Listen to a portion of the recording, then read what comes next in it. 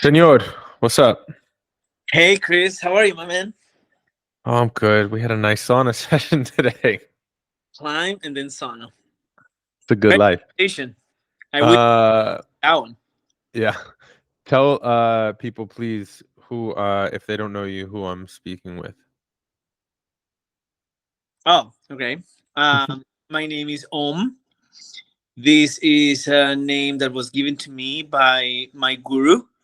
I lived as a Hare Krishna monk for six, six, 6 years.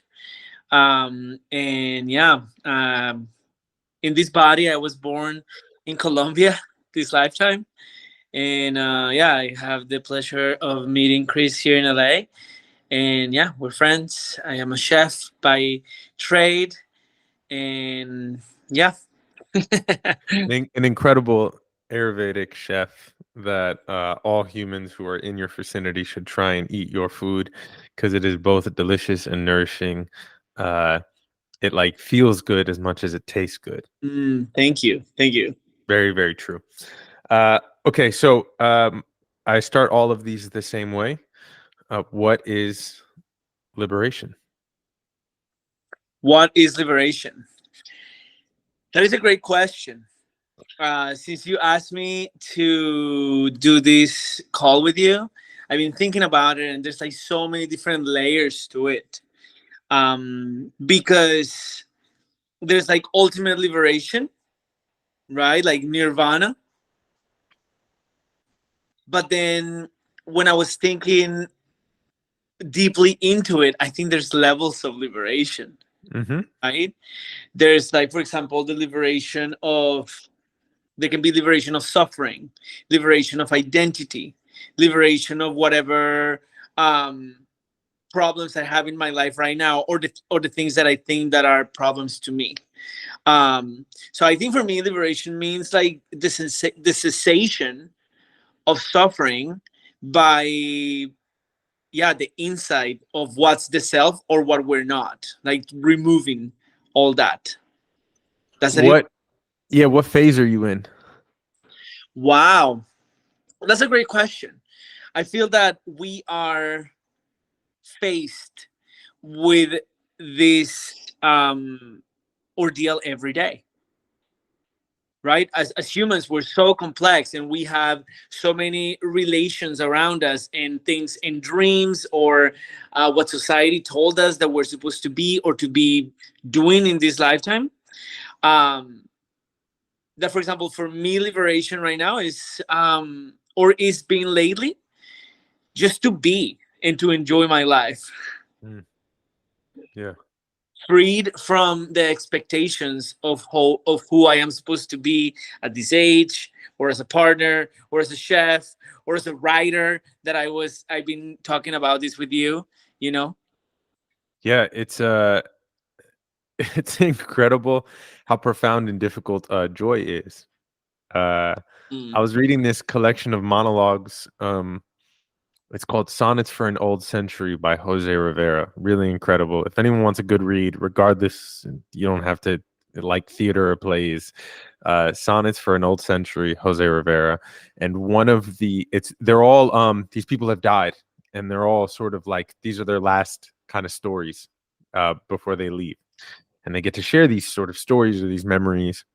And this one guy's story is God, he's like, I worked so goddamn hard that I wasted time.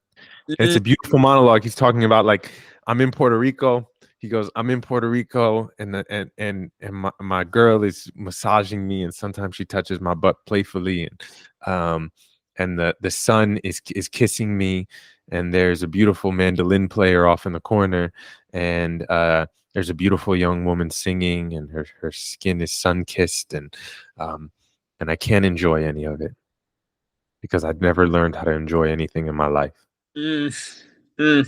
because I knew I had to go home and go to work.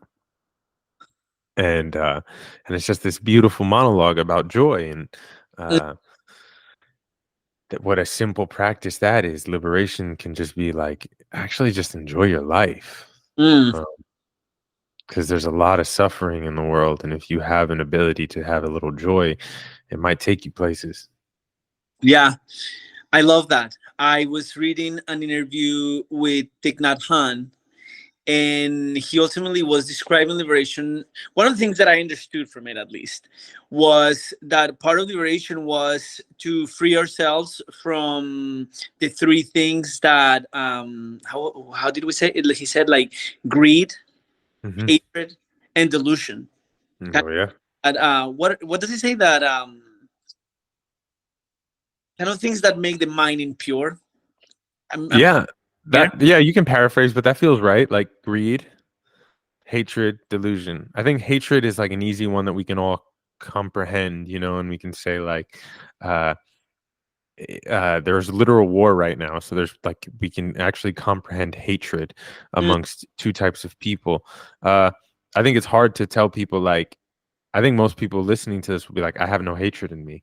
mm. But I think TikTok would be like, no, there's probably a little hatred in you. Like, but maybe there isn't. I mean, Yeah. sometimes I in my life, as a meditator and as somebody who, one of the things that I try to live by is to be mindful in the way that I cook. I am very my part of my meditation is my cooking meditation. What is my mindset while I cook? Am I joyful? Am I happy to do this? Or am I thinking thoughts that are not that? Because I believe that everything that we do with our hands, we can transfer our energy into it. And I think part of my path is helping people heal with the food that they eat, right? Yeah. And if I am not happy, if I'm not loving towards the food, you know, then this is going to transfer to the people that are eating my food. And a lot of my clients are people who are in need, that are like going through uh, um, a health crisis, right? So I feel that the mindfulness, um, will help you. It's a practice where moment by moment you can inspect the quality of your mind, the quality of your thoughts, and that brings insight. Yeah. I think that insight resides of the gold that we can mine towards liberation. I'm gonna share something with you right now. Right now there's this person who I know, who I have come to, like, we're not friends, we're acquaintances, and she came out with a book recently, and I felt so much jealousy. Yeah. I it's funny, like, I don't even follow her on Instagram, but I've noticed some people that have, like, given shout outs to her, and I was like so jealous because I want to do the same book. She's a chef, what all these things, and I'm like, and in what I was describing today, I'm questioning, why do I want to write? Why do I want to have a book? Is this whole material and papers and usage of our beloved Earth's resources? I want a book that is mindful, that is true, that is going to have an impact, so that it's just not a bunch of papers and my ego going through every single word, that it actually is going to help people. Look, as But someone who's like an author, and a writer, I think about this a lot. Like, is Om the chef if he never writes the book? If we never read it, does Om remain the is Om? Like, if a tree falls in the wood, does it make a sound? And I say this all the time. Like, my friend Zandy asked me, like, hey, are you an artist if no one ever sees your art? mm, You know, are you only a monk if, like, people know you're a monk? mm, Do we have to prove our, and this is me playing devil's advocate, because as an artist I struggle tremendously with, like, the idea that I then have to sell you my child. Like, I birthed this thing. It took my spirit, my heart, my soul, my tears, my love, my joy, and then I have to be like, okay, now buy it, read it, engage in it, hire me, like, bring me into your company to talk about it. Like, I have to sell my child over and over again, and it feels counter to my spiritual practice. mm. uh Yeah, that's me playing devil's advocate. And then simultaneously, you left the gym today. I took a call from there. And as I was leaving, someone came up to me and they said, "Hey, are you Christopher Rivas?" And I say, "Yeah." And they said, "I read your book. Um, it was really healing for me during a time of need when I was in crisis, Wow. like identity crisis." And then I think, to play the opposite side, like, um, the paper wasted for a good reason. You know, like, um, yeah. So that is the battle that we, I think. What is our, and I talk about a lot. What is your motivation? Yeah. Why, and you're asking the same question. Why write the book? Because Yeah. I want the likes, because I want to compete with homegirl over there, because I want to share medicine. um you know what's our why in this Yeah. process? Mm. And today when we were talking about the what was the word you used for the weaving and the knots that we have connected with other people in Oh, the inyan. And if I'm butchering this, anyone listening, but it's a Korean word, and they talk about it a lot in the film Past Lives. But inyan. so I was thinking, what is the Indian that I have with this girl? Like, why her success? Why am I jealous of her success? You know? And but it's such a beautiful practice of facing myself with this question. Her success has nothing to do with me, right? Like, it doesn't pay my bills, it doesn't make, but why am I feeling this way? And I love that. I think is in a way just asking that and being like, hey, what's going on, is liberating in itself, Oh, because 100%. from that inquisitiveness, from that moment of me breathing. Like this morning I went for a walk with my dogs, and all of a sudden I was like, ooh, this can be like a moment of I just realized sometimes when I'm walking, which I love about Thich Nhat Hanh of his walking meditations, is the best moment to just let me breathe, look at the trees, and be connected to just like the earth with the fullness of everything. I'm a part of everything. And it was good to just like let go. But I have to go fully through the emotion and in inspecting what is it there, what is behind all this, for me to find freedom. Because ultimately, I'm not gonna find joy, and I think there's some medicine in here for me to let go of, so that I can be confident in my book, in my creative power, and also leaving behind whatever um insecurity I have of why my book wouldn't be as successful as this girl's book, you know?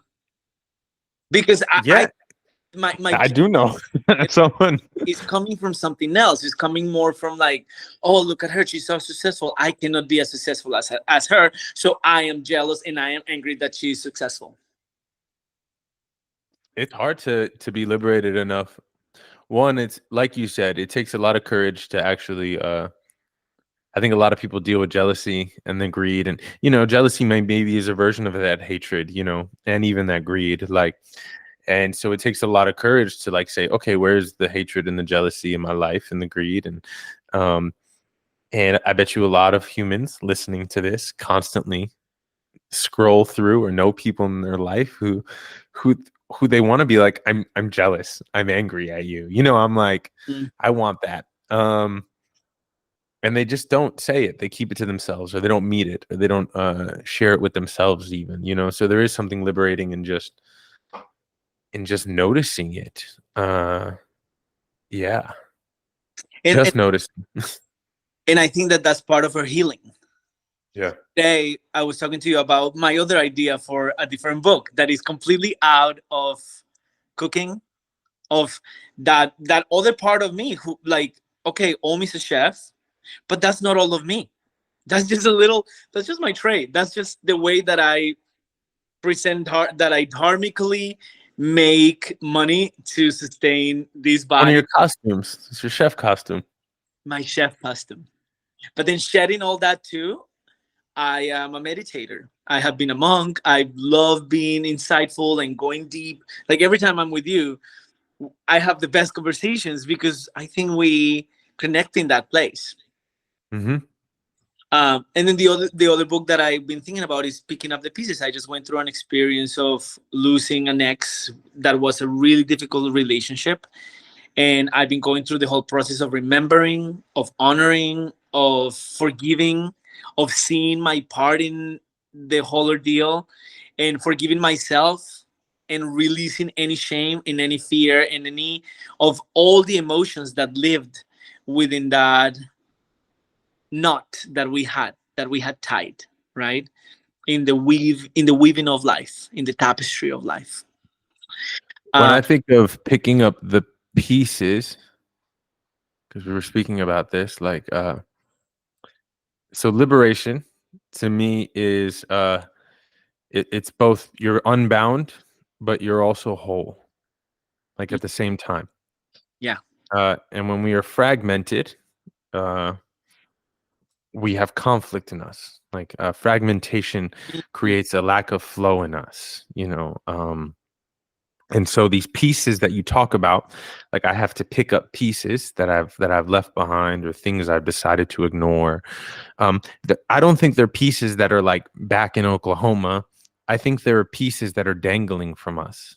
Like Ooh. I like the image that they are a part of us. They're just a weight now that we carry. Mm. And sometimes they hang from our shoulder, sometimes they hang from our neck, sometimes they hang from our gut, our groin, our feet. They're just weights. They're weights that we carry. And so part of liberation is like seeing this weight we've been dragging around and being like, oh, why am I dragging you around when I can just sort of like insert you back where you belong? Mm. So I think it's being unbound. Like we remove excess baggage, but we also become whole again. Um, yeah. So when I think of picking up the pieces, I don't think they're pieces that we have to run back to, New York for, when we moved. I think you've just been carrying them. You just decided not to look at the weight you've been holding. Yes. And one of the things that I've been thinking about, that is a precept that you taught us in a meditation retreat that I went with you, which was the not avoiding suffering, to actually associating with suffering. Yeah. And I think that the reason why sometimes in our lives, in the experience of being humans, in the full experience of joy and suffering, we tend to avoid the I think Thich Nhat Hanh calls it the storing mind. No, anyways, more like the mind is pleasure seeking, Oh and it yeah. only knows how and avoids like seeing suffering. So I think that those pieces are like pieces that hurt us, or things that we created painting others and that we just kind of like discard. But in order to be full and to fall in love with yourself, to actually love everything about yourself, so that so then you can liberate the self, or be freed from self, from the prison of self, you have to become whole. And I think that that is fantastic. And I think that that's the like a principle of love. Hmm. In Yeah. order to love yourself, to even love your partner, to love anything in the world, you have to understand its suffering, see the suffering, to have like that background, like the contrast of what is joy. And yeah, I think. I think love and liberation is a tricky one because, uh, because real love is like Vedanta says, you have to love a Coke can like you love your mother. Like you don't get to pick and choose in love. Mm. Like love is a state. It's a liberated state of being.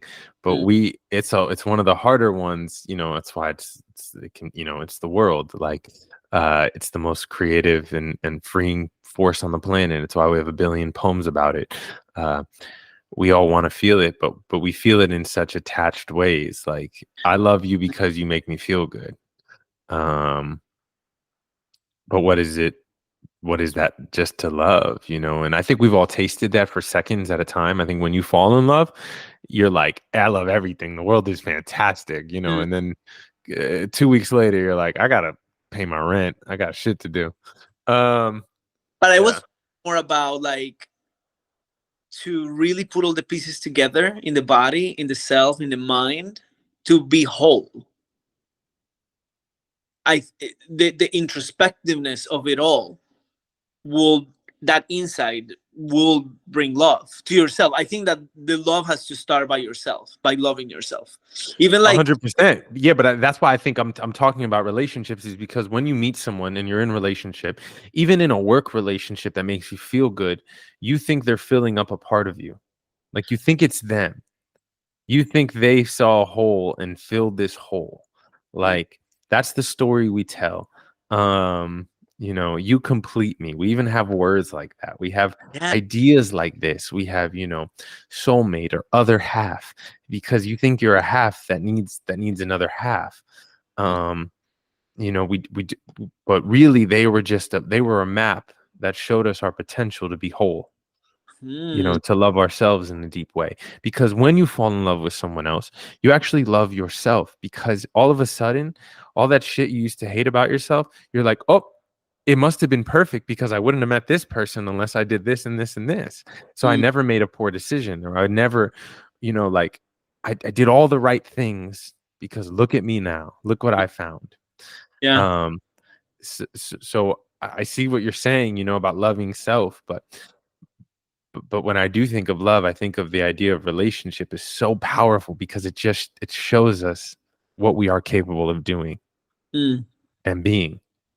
yeah, yeah. Ultimately, I feel like in relationship is like is such a mirror.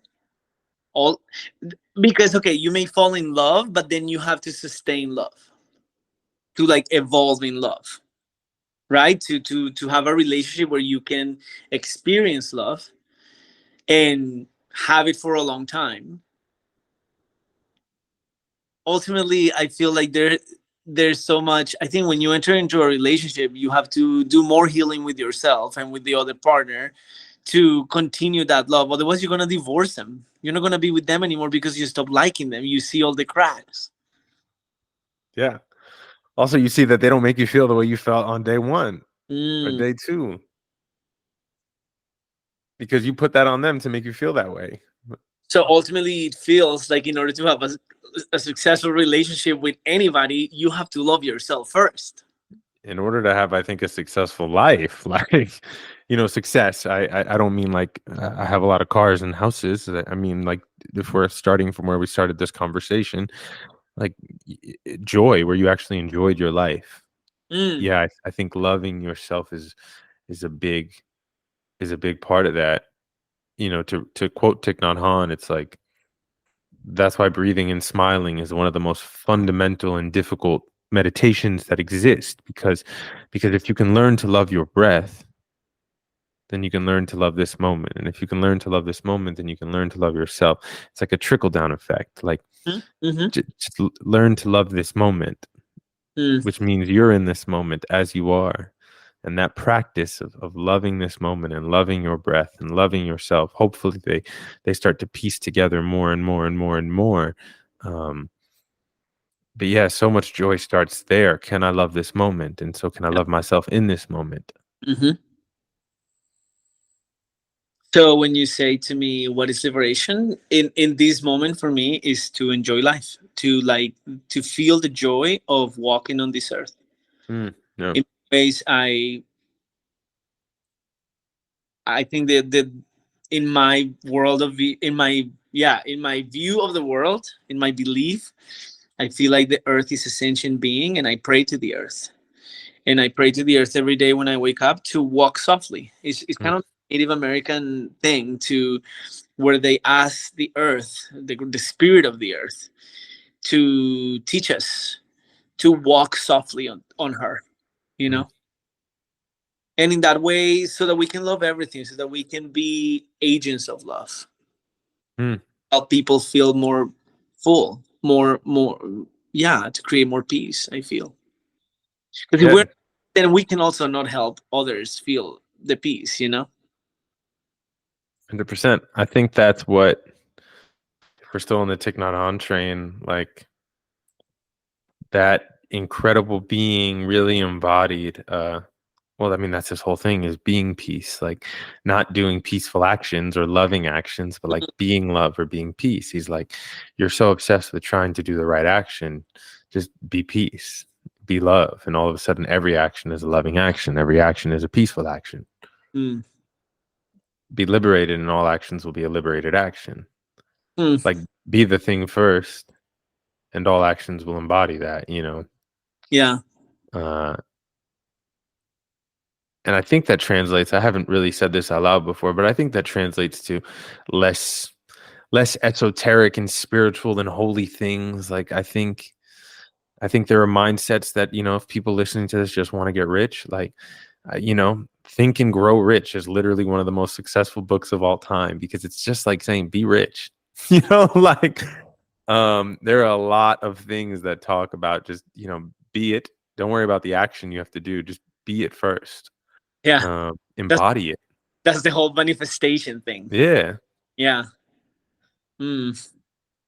And you can do that in holy ways, or I don't want to say, you know, richness is unholy, but, you know, like it's whatever motivation you want. Yeah. So I feel that liberation, is so many things and it can go so deep. But that's what I feel in my life right now. To free myself of all the spectate. I mean, I'm going to be 38 this year. I'm almost 38. I'm not rich. I'm rich in minerals, how we said. Yeah.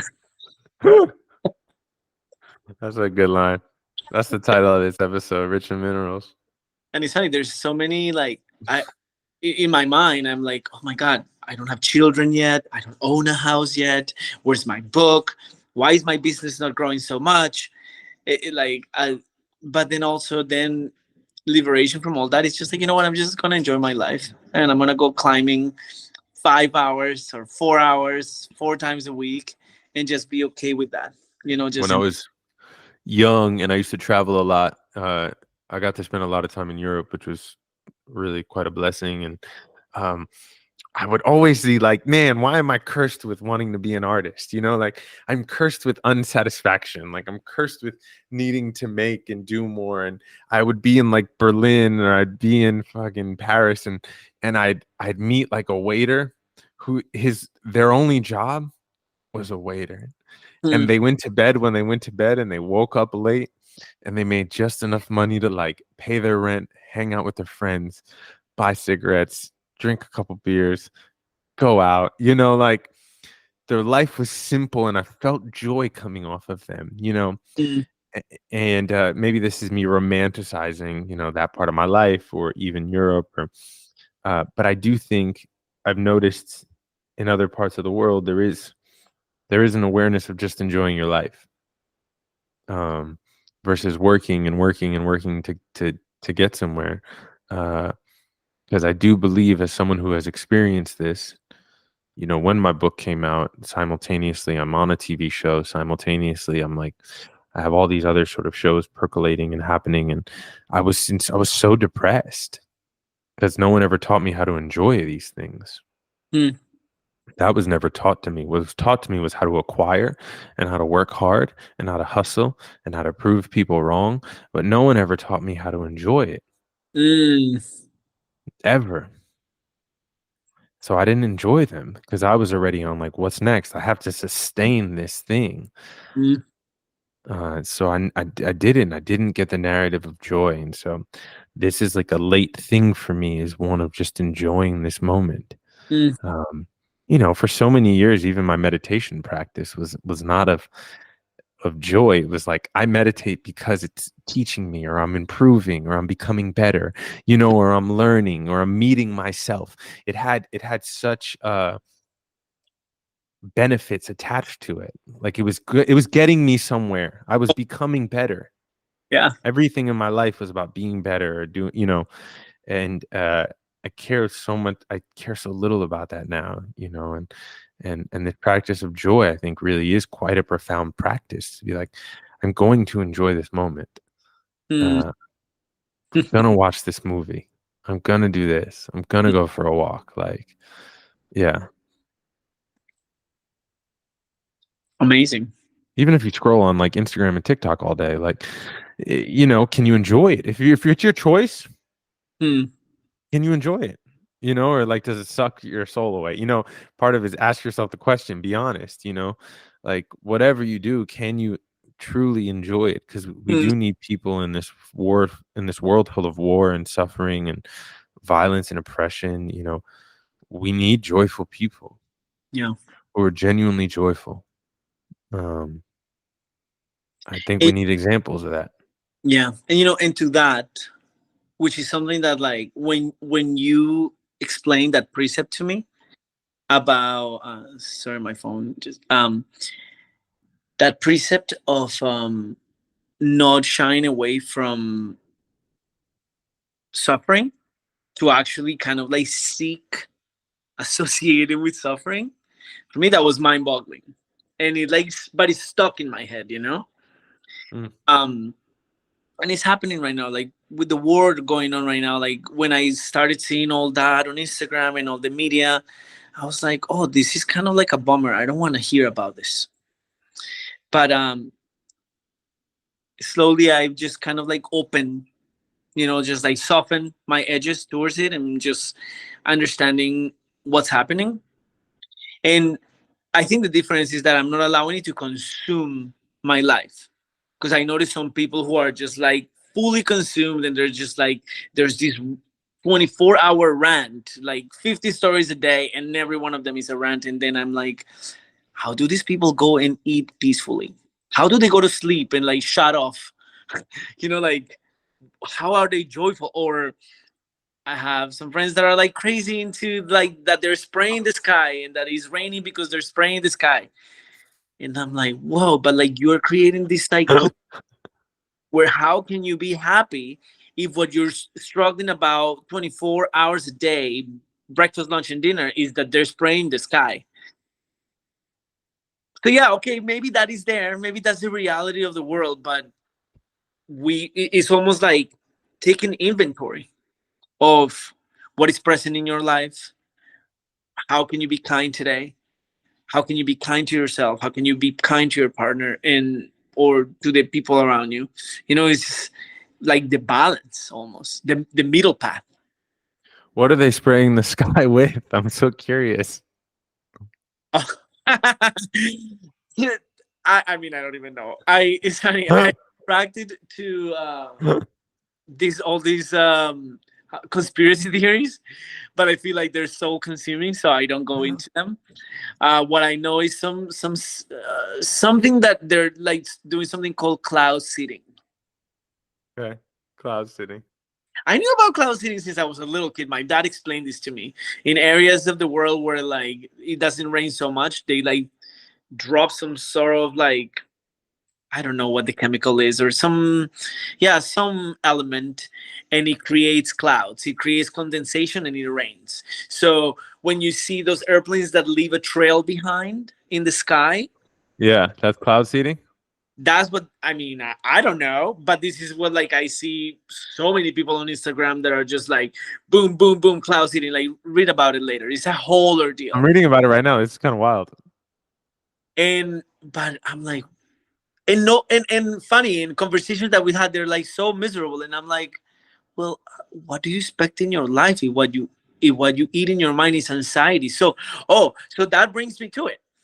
Something that I want to say right now is like, I think the way that we spend our energy, the biggest yeah, like money, the biggest power is our attention, right? Like, Of course. Most valuable commodity in the world. yes. So what are you putting your attention in? Are you putting attention in being joyful, in bringing joy to others, in being kind, in experiencing suffering? But like, how do you experience it? How insightful are you about it? Does it affect you? And then really with that insight, creating compassion. Because okay, maybe somebody is seeding our clouds and we're getting tons of rain because this is happening and like chemicals are falling upon us. But what is it ultimately? Is greed, right? Like if this is coming from a greedy mentality, then you just see that it's like, okay, this person, it's like when Trump came to presidency. You know, in so many ways, I hate the guy. I can, but in another way, like I've looked at him and been like, I wonder what his experience of his childhood was like. How did his parents treated him? When you see the world in that place of like, my God, that guy must have suffered so much as a kid of maybe not being paid any attention to, you know? And To then be you, honest, I mean, I think he still suffers now. I look at you look at like, you know, people who preach war and hate and difference and this is a hard thing I think for a lot of people to understand, you know, but I think this is the dharmic and idea of liberation in me is like I'm not liberated until everyone's liberated. And people who are preaching difference and hate and separation and white supremacy, they're suffering so much, you know, and they're so far from liberation. Like they're so far from liberation, you know, and so uh I too even need them to be liberated. Like I need them to become whole. I need them to pick up the pieces. I need them to, because I'm bound up in them. Like I'm just if they don't do it, then I can't do it, you know. But if I do it, maybe I can help them do it, you know, and they'll free other people. Yeah. I said it to you, you know, earlier. It's like liberation is seeing the knot, and there's individual knots, but there's also just one giant communal knot. And we're just trying to have enough perspective to untie the knot. Yeah, it's a beautiful image, actually. You ever play that game where everyone holds hands and gets into a knot? No, I didn't. I haven't. It's such a great, it's a beautiful, like, you do it in like community and it's like it's an icebreaker, but and also like you build bonds and trust and you doing like workshops and stuff. And basically everyone takes a hand and then sort of curves in a specific way. And then you're in this knot. And the goal is to untie yourselves without letting go of people's hands, to go back to the circle and get out of the knot. And it's a really beautiful thing to watch because people have to communicate and be gentle and not panic and listen and be generous. But that's how I envision it. Like we're all tied up in this knot and we're just trying to like communicate to untie the knot without letting go of each other's hands. Yeah. Because if we let go, somebody falls, you know. We got to hold each other up. Yeah. Even through the cloud seeding.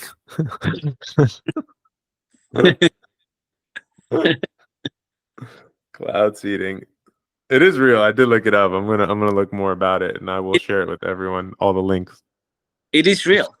Yeah, it's real. It's not the it's funny to hear. I'm like, that's the least of our problems, y'all. Like a cloud seeding. Like, I promise you, there are bigger issues than our cloud seeding. Like, fucking the price of healthcare and capitalism and all of it. And greed and plastic and greed. Kimas, anything else on liberation? Where can humans, listeners, wonderful people, liberated people, where can they, I don't know, hire you, eat your food, learn more about you, hang out with you? Well, you can find me on Instagram. I am cooking with Om. Cooking with OM. You can interact and find out more about my life and my prayers and my retreats. I lead Qigong retreats and Ayurvedic cooking. So I'm all about teaching people how to eat good food that makes you feel good, that is easy to digest.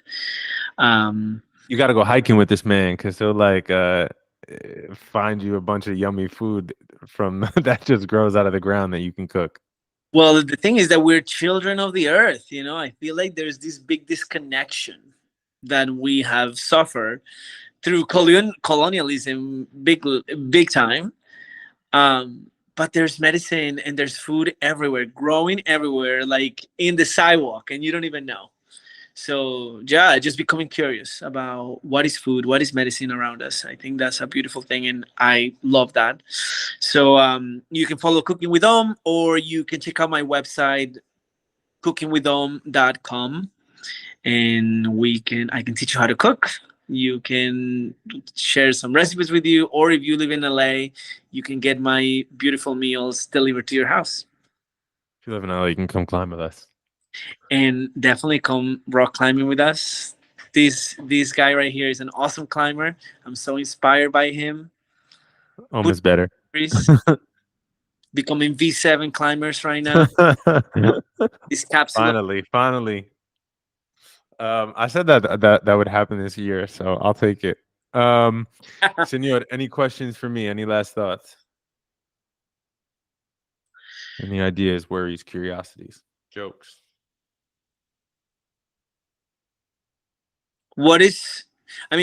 You asked me the question of liberation right now, like in a few words, like what is liberation for you right now in life? So one answer that I have found comfort in is liberation is seeing the not. The thing that is really consuming my mentals and my art process and my thinking is this idea of liminality that we talked about. Yes. The between space. And so I think liberation is the freedom to let go of what we were, to not need to be anything, and to be who we are. You know, it's that liminal space. We're right here, right now. This is it. This is the cosmos, and I am a part of it. And if I'm free, then we can all be free. Yeah. It's not a few words. Seeing the not is a few words. I mean, we just talked for like, I don't know how long. My idea of liberation. That's why I said a few words so that it could be precise. Yeah, liberation is getting free. It's getting free. And, you know, this podcast is called Engage Liberation because it's something you have to engage with on a daily basis. If it's something you want, it's like you said up top, you know, in small and large ways, we can get liberated, you know. There's really finite liberation, like liberating our energies and our spirits, and then there's really like large liberations, like I just need to get this sort of toxic person out of my life, or I need to stop this habit that just like I keep doing the same thing. Like I need to stop this habit.